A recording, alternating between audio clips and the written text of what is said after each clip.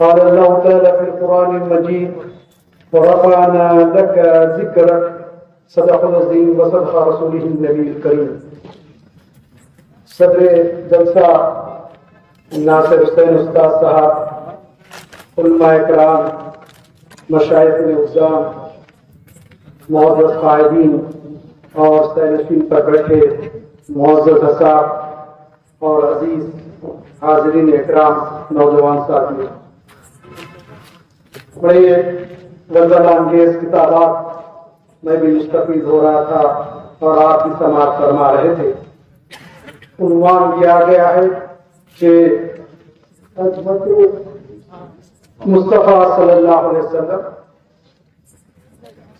میں ایک دو باتیں اس بارے میں عرض کروں گا کہ بسا اوقات ہم سیرت کے جلسے رکھ کر یا نبی کریم صلی اللہ علیہ وسلم کے ذکر کا تذکرہ، ان کا تذکرہ کر کر، ان کا ذکر کر کر، ان کی عظمت کی بات کر کے یہ سمجھتے ہیں کہ ہم نے نعوذ باللہ من ذالک ان کی عظمت میں، ان کی شان میں کوئی اضافہ کیا، بلکہ مجھے کہنے کی اجازت دی جائے حقیقت یہ ہے کہ ان کا تذکرہ کر کر اپنی عزت میں اضافہ کرتے ہیں، اپنی شان میں اضافہ کرتے ہیں، اپنے مرتبے میں اضافہ کرتے ہیں.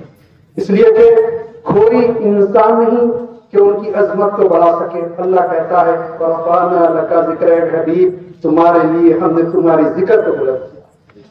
جب اللہ نبی کے ذکر کو بلند کر رہا ہے، اب کس کی آواز ہے کہ اس کے ذکر کو بلند کریں؟ ہم ان کا ذکر کر کے اپنی زبان کو مطہر اور جو ہے خوشبودار بناتے ہیں. ہم ان کا ذکر کر کر، ان کی عظمت کا تذکرہ کر کر ہم جو ہے اپنے مقام کو بلند کرتے ہیں. حقیقت تو یہ عزیزان گرامی، قرآن مجید میں بے شمار آیتیں، مجھے وقت صرف 15 منٹ دیا گیا ہے. میں چاہتا تھا کہ ان آیتوں کا تذکرہ کروں انشاءاللہ، یا زندہ صحبت باقی کسی اور موضوع کا تذکرہ کروں، اشارے کرتے ہوئے آگے بڑھ جاؤں گا. جب کبھی نبی کریم صلی اللہ علیہ وسلم کی شان میں کچھ گستاخی کی گئی، اللہ تعالیٰ نے جبرائیل علیہ السلام کو بھیجا اور قرآن کی آیتوں میں اس کا جواب دیا. لوگوں نے کہا نعوذ باللہ من ذالک، یہ ساحر ہے، جادوگر ہے، کاہن ہے. کہا نہیں، یہ جادوگر اور ساحر نہیں، اللہ کے رسول. جواب دیا گیا. جس نے تکلیف پہنچائی، اللہ تعالیٰ نے اس کا جواب دیا اور فرمایا ان الذين يؤذون الله ورسوله لعنهم الله في الدنيا والآخرة وأعد لهم عذابا مبينا. سورۃ الاحزاب آیت نمبر 57. جو لوگ اللہ اور اس کے رسول کو تکلیف پہنچاتے ہیں، اللہ نے دنیا اور آخرت میں ان پر لعنت کیے اور ان کے لیے اپنے ہاں ایک دردناک عذاب تیار کر رکھا. میں سوال آپ سے کرتا ہوں، اللہ کو تکلیف دینے کے کیا مراد ہے؟ کہ اللہ کو کوئی تکلیف دینا اللہ نظر ہی نہیں آتا تو تکلیف کیا دے گا؟ رسول اللہ کو تکلیف دینا اللہ کو تکلیف، رسول اللہ صلی اللہ علیہ وسلم کو تکلیف دینا اللہ کی تکلیف ہے. اور جو کوئی ان کی عظمت بیان کرتا ہے اس کے لیے وہ جو ہے راحت پاتا ہے. آپ جانتے ہیں قرآن مجید میں 2 ایسے انسانوں کے تذکرے ملتے ہیں. صحابہ میں ایک ہی صحابی کا نام لے کر قرآن میں تذکرہ کیا، حضرت زید رضی اللہ تعالیٰ، اور حضور کے دشمنوں میں ایک ہی دشمن کا نام لے کر سورہ نازل کر دیا، سورۃ النحل. اٹھا کے کنگریاں پھینک کے مارا، اللہ کو گوارا نہیں ہوا. کہا میرے حبیب پر کنگریاں پھینک کے مارتا ہے، تبت یدا ابی لہب، اے ابو لہب پھر دونوں ہاتھ توڑ دیے گئے. اور وہ عورت جو لکڑی کا گھٹا اٹھا کے لاتی تھی کہ میرے آقا کے راستے میں کانٹے بچھائے، تاردار، فرمایا حمالۃ الحطب فی جیدہا حبل من مسد. ارے وہ گھٹا اٹھانے والی، تیرے گلے میں تو رسی کا پھندا پڑے گا. ویسی پھندا پڑا اور گر کے ہلاک ہو کے مر گئی اسی رسی سے جو باندھ کر لاتی تھی. بہت سارے واقعات میں اگر بتانے چاہوں تو 15 منٹ وقت نہیں ہوگا. میں اتنے تیز بھی چاہتا ہوں کہ جلسے سے آپ کو دوں، میں اس طرف آتا ہوں، ان باتوں کسی اور موقع پہ کیا جاتا ہے. صرف اتنا ضرور کہوں گا، اقبال نے مقام پہ کہا تھا ستیزہ کار رہا ہے ازل سے قائم روز، چراغ مصطفی سے شرح بھول رہا ہے. یہ تو قیامت تک چلتا رہے گا. حق و معرف کی بات یہاں بات ہو رہی تھی ناموں سے رسالت. میں کہتا ہوں چیلنج کے ساتھ سن لیجئے، سارے مسلمان بھی مل جائیں اور میرے آقا کی شان میں گستاخی کریں. اللہ تعالیٰ فرماتا ہے ہم تمہاری عزت کو بلند کریں گے. ابھی ہم تمہارا کافی ہے, تمہارے کو جو ایذا پہنچاتے ہیں ان کا بدلہ دینے کے لیے سزا دینے کے لیے تمہارا کافی. کوئی ان کی شان میں گستاخی کر کے آپ دیکھیں گے جنہوں نے کیا دنیا میں عبرت ناک ان کا انجام ہوا. پھر ہم کیوں کہ اس سے لوگ ایک سمجھتے کہ ہم کچھ نہیں کرنا. ہماری آزمائش ہے.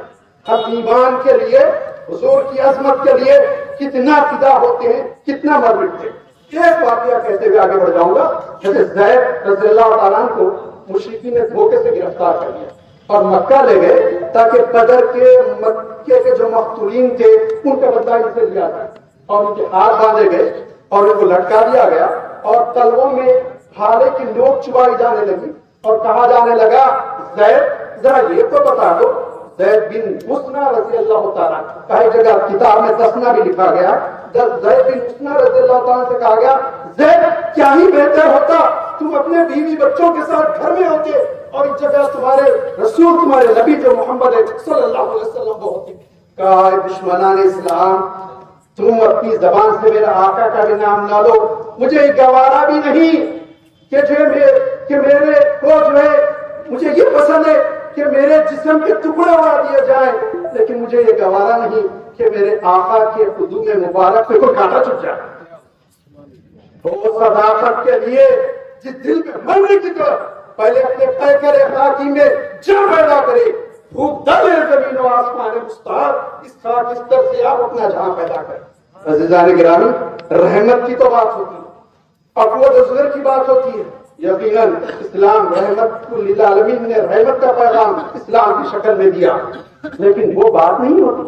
کسی نے حیدر کرار سے پوچھا اے شیر خدا آپ تو بہت بہادر ہیں, آپ کی بہادری کی تو چرچے ہیں, ہم ادھر لڑتے ہیں آپ دشمنوں کی صفوں میں جا کے لڑتے ہیں, آپ نے آپ سے زیادہ کسی کو بہادر پایا؟ کہا جب میں لڑ لڑ کے تھک جاتا ہوں تو مجھے کوئی سہارا نہیں ملتا, جب میں تھوڑا سستا ہوں اور حضور کے قدوم مبارک کے پاس آتا ہوں اور وہ بڑے جری اور بہادر اتنے ہیں کہ مجھے وہاں سکون اور راحت ملتی ہے اور میں تھوڑا سا آرام کر کے پھر میدان جنگ میں جاتا ہوں. اتنی شجاعت, اتنی بہادری, اتنی اولو العزمی, اس کے تذکرے ہم نے اپنی نوجوان بچوں کے سامنے, نسل کے سامنے کرنا چھوڑ دیا. لوگ ہمارا مذاق اڑانے لگے. میں بات کر رہا تھا, وہ جو ہے حیدرآباد کی یہاں بات کی, میں آپ سے صاف طور پہ کہوں گا کسی کو تکلیف ہوتی ہے تو تکلیف ہو جائے. وہ کچھ نوجوان جن کو عام روڈوں پہ بیٹھے آؤ کرنے والے کبھی نماز مسجد بھی نہیں آتے, ہم اکثر کہتے ہیں یہ کیا بھائی نمازی نہیں ہے, انہیں شرع کا پابند نہیں ہے, اس کے پاس داڑھی نہیں ہے, یہ ٹوپی نہیں پہنتا. ٹھیک ہے صاحب, وہ جانے اللہ تعالیٰ جانے. ان لوگوں نے سوچا بھائی انہیں حضور کی شان میں اب تک بہت رہا. آپ کی اطلاع کے لیے 101 کیسز ہیں اس کے اوپر, 101, کسی نے پارٹی نہیں کہا غلط ہے, 101 کیسز ہے. میں پوچھتا ہوں حکومتوں سے کہ آدمی 100 مرتبہ جو ہے کسی کے خلاف بولتا رہا, اس پہ پولیس نے کیس بھی بک کیا, اس کو اندر کیوں نہیں کیا, اپنے اندر کیوں نہیں کیا؟ انہوں نے کہا کہ اب تک تو مسلمانوں کو بولتا تھا, ارے اب اپنے آقا کو بھی بولنے لگ گیا ہے. چلو احتجاج کریں گے, سیدھا کمشنر کے آفس کے پاس جا کر دھرنے پہ بیٹھ گئے. کسی نے کال نہیں کیا, کسی نے میٹنگ نہیں کی, اور ایک دوسرے کو میسج کرنے لگے, اپنے اپنے گروپ میں ڈالنے لگے آ جاؤ. چھت میں نکلا, جو کا سامنے نظر آیا وہاں بیٹھ گیا. کوئی قائد نہیں, کوئی عالم نہیں, کوئی مشائخ نہیں, وہ نوجوان نکل گئے اور بیٹھ گئے. میں ایک بات کہنا چاہتا ہوں, لوگ کہتے ہیں کہ جو جذبات میں بہت زیادہ آگے سے تھوڑا کنٹرول ہونا. میں نے سمجھتا کہ حضور کی شان میں گستاخی کے باوجود بھی کوئی حد اور معیار کا پیمانہ ہو جہاں پر احتیاط کی جائے. یقیناً زبان میں تو لگام ہونی چاہیے. زبان تو مسلمان کی ایسی نہ ہو کہ جس سے لوگ یہ کہیں کہ تو بد اخلاق ہے. اخلاق کے دائرے میں سب جواب دیا جائے, یہ بات تو میں قائل ہوں, لیکن کوئی اب لمٹ تعین نہیں کر سکتے. وہ کیسے نوجوان تھے جن کے بارے میں ہم کہتے تھے اخلاق کے نہیں ہے, کردار کے نہیں ہے, بلکہ کہنا چاہیے روڈ اسٹار ہے. انہوں نے کہا کہ ہم جان جائیں, ہم اس کو جب تک گرفتار نہیں کریں گے ہم پیچھے ہٹنے والے. جب قیادتوں کو بھی آنا پڑا, مشائخین کو بھی آنا پڑا, علماء کو بھی آنا پڑا. دین کی لاش, حضور کی عظمت کی لاش کسی نے نہیں رکھی تو اعلیٰ طبقہ ہے رکھ دی. نوجوانوں نے ایسے جن کے گھر میں پاس کے پاس تو کھانے کے لیے جب تک وہ محنت کرے کھانے کا انتظام نہیں ہو سکتا ایسے ذریعے.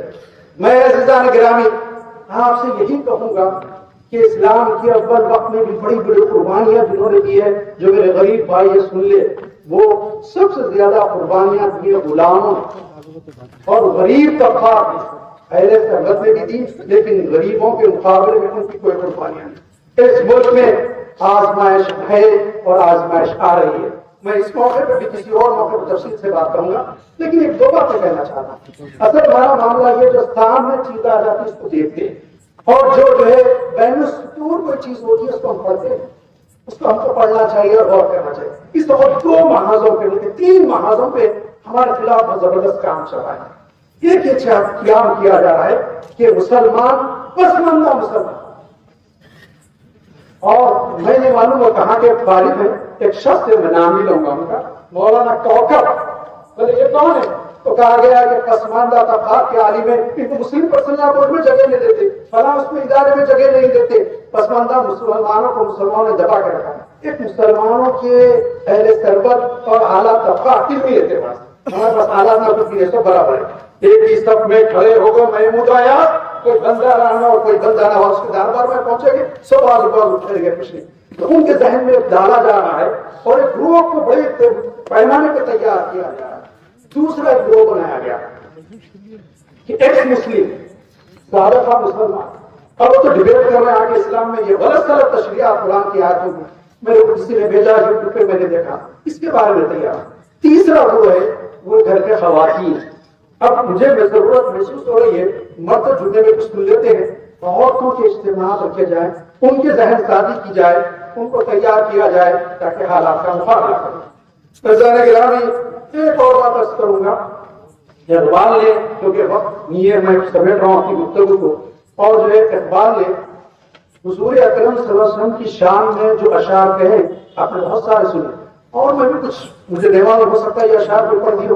ایک مقام پہ انہوں نے کہا حضور کی رکعت بیان کرتے ہوئے, داو دانا سبل ختم رسل مولائے کل, جس نے غبار راہ کو بخشا فروغ وادی سینہ, نگاہ عشق و مستی میں وہی اول وہی آخر, وہی پورا وہی فرقان, وہی یاسی وہی طہ صلی اللہ علیہ وسلم. ایک مقام پہ کہا لوح بھی تو قلم بھی تو, تیرا وجود الکتاب, گنبد آبگینے رنگ تیرے محیط میں حباب, عالم آب و خواب میں تیرے ظہور سے فروغ, ذرے ریت کو دیا تو نے طلوع آفتاب, شوکت سنجر و سلیم تیرے جلال کی نمود, فخر جنید و باعزین تیرے جمال بے نقاب, تیری نگاہ ناز سے دونوں مراد پا گئے, عقل اختیار و جستجو عشق حضور و اضطراب. عزیزان گرامی اقبال نے حضور کی شان میں تو بہت سارے بات کہے, لیکن مجھے جو پسند ہے وہ یہ کہ ایک مسلمان کا دل کیا ہونا چاہیے. اقبال نے کہا در دل مسلم در دل مسلم مقام مصطفیٰ, آپ ہوئے ماں سے نام مصطفیٰ. مسلمان کا جو دل ہے اس میں جو مقام ہے وہ نبی کریم صلی اللہ علیہ وسلم کا ہے. ان کی محبت کے سوا کوئی اور محبت اس دل میں جاگتی نہیں ہو سکتی. میں آپ کہنے دیجئے مجھے, آپ سنیے, دولت سے محبت, بیوی بچوں سے محبت, ماں باپ سے محبت, کاروبار سے محبت, تجارت سے محبت, دنیا کے معاملات سے محبت, رشتہ داریوں سے محبت, دوست احباب سے محبت, اسلام نے اس کی نفی نہیں کی. لیکن یہ محبت جب کبھی حضور کی محبت کے مقابل آ جائے اور اس کو آپ لانے کی کوشش کریں تو سمجھے ایمان چلا رہا.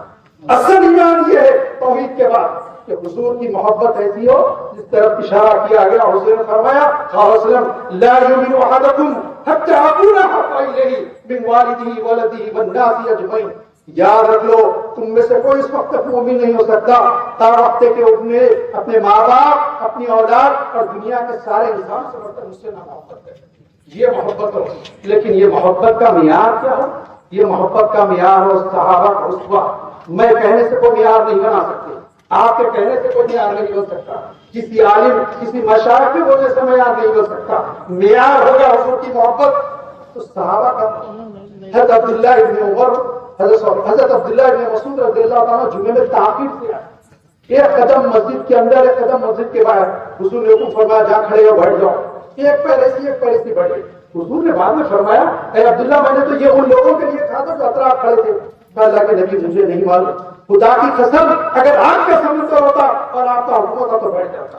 عزیزان گرامی بہت سارے واقعات جانثاری کے ہیں. میں آپ سے کہوں گا کہ قوت بننے کی کوشش کریں, طاقت بننے کی کوشش کریں, اور قوت اور طاقت کے بغیر کوئی چیز حاصل ہو نہیں سکتی. اور اتحاد بھی بڑی قوت ہے. اتحاد کے بارے میں تعلیم دی گئی اور جلسہ بھی یقیناً سارے مسالک اور جماعتوں کے نمائندوں کو یہ مدعو کیا گیا ہے. اللہ کا فضل و کرم ہے یہ اتحاد آپ کا قائم در پہ رہے, باقی رہے. میں ایک بات عرض کروں گا آخر میں, وہ یہ کہ جو ہے بہت ساری شریعت میں مداخلت کی کوشش کی گئی. قانونی طور پر مسلم پرسنل بورڈ لڑ رہا ہے اور چیزیں جہاں ہو رہی ہیں, کوششیں ہماری جماعتیں ادارے کر رہے ہیں اپنے طور پہ, یہ سب چیزیں ہیں. لیکن مسلمان کبھی روڈ پر نہیں نکلا. تو لوگوں نے ہر چیز میں ٹیسٹ کرتے گئے کہ یہ مسلمان کب آتا روڈ پہ نہیں آیا, کب آتا نہیں آیا. لیکن جب حضور کی شان میں نقور شرما ہو کے کوئی کسی نے گستاخی کی تو مسلمان روڈوں پر آ گئے. یہ کیا چیز ہے؟ یہ ایمان کی آخری چنگاری ہے. شاعر نے کہا بجھی عشق کی آگ تو اندھیرے مسلمان ہی آگ کا ڈھیر. یاد رکھ لو جس وقت یہ عشق کی آگ بجھ جائے گی تم رات کا ڈھیر بن جاؤ گے, تمہاری اوقات دنیا میں نہیں رہے گی. آج یہ وجہ یہ ہے کہ وہ جو عشق کی ایک چنگاری ہے دل میں, وہ کبھی کبھی اپنا شعلہ بن جاتی ہے تو دنیا کانپ جاتی ہے, دنیا خوف داری ہو جاتا ہے. اس محبت کی چنگاری کو شعلہ بناؤ اور باطل کے سرکن پہ گراؤ تاکہ اس کو پاکستہ کر دو. یہ عزم و حوصلہ پیدا کرو. عزیزان گرامی, یہ پیدا کرنے کے لیے آپ جو تیار ہو جائیں, ذہنی طور پر, جسمانی طور پر, ہر لحاظ سے تیار ہونا پڑے گا. اور حالات تو ایسے ہیں کہ بہت ساری جو کوششیں ہوگی ان میں ہم کو استقامت کے ساتھ ایمان پہ ڈٹنا پڑے گا, ایمان کے پہ ڈٹنا پڑے گا. جس میں جو کچھ صلاحیتیں ہیں اس صلاحیتوں کو لگانا پڑے گا, اور یہ صلاحیتیں لگائیں گے تو ہم کامیاب ہوں گے. جان یاد رکھ لیجیے, مسلمان کے پاس ایمان ہوتا ہے, اور جس کے پاس ایمان ہوتا ہے کسی کا خوف وہ نہیں کرتا. طاقتور سے طاقتور لشکر کا خوف نہیں کرتا. اس کو عشق ہوتا ہے محمد رسول اللہ سے, اس کو عشق ہوتا ہے اپنے پیدا کرنے والے رب سے. اقبال نے کہا صدق خلیل بھی عشق, صدق خلیل بھی عشق, صبر حسین بھی عشق, مارے کے وجود میں بدر حسین بھی عشق. اگر عشق ہے تو یہ چیز پیدا ہونی پڑے گی. آپ شعر کہتے ہوئے اجازت چاہوں گا کہ عشق کیا ہوتی ہے. حضور کی قوت عشق سے ہر پست کو بالا کر دے, دہر میں اس میں محمد سے اجالا کر دے. نعرہ تکبیر, نعرہ تکبیر, نعرہ تکبیر. ماشاءاللہ پائندہ باد گلبرگہ کے مسلمان انشاءاللہ شب گریز نہ ہوگی, آخر جلوے خورشید سے یہ چمن معمور ہوگا, نغمے توحید سے. فاخر دعوانا الحمدللہ.